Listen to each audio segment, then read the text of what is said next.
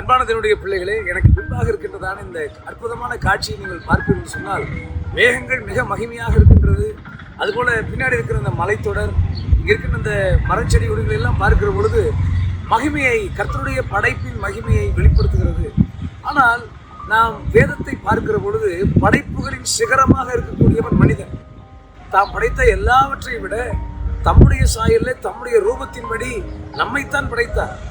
ஆனால் இந்த மேகங்கள், மலைத்தொடர், மரங்கள், பூக்கள், செடிகள் எல்லாம் கர்த்தரை மகிமைப்படுத்தி கொண்டிருக்கிற போது நாம் நம்முடைய பேச்சிலே, நம்முடைய நடத்தையிலே, நம்முடைய வாழ்க்கையிலே தேவனை மகிமைப்படுத்துகின்றோமா என்பதை மிக கவனமாக பார்க்க வேண்டும். ஏனென்று சொன்னால், ஒரு புறஜாதிய ராஜாவாகி ஏரோது தேவனுக்கு மகிமையை செலுத்த தவறின போது கர்த்தர் அவனை அடித்தார், அவன் குறுகுடுத்து செத்தார் என்று எழுதப்பட்டிருக்கிறது.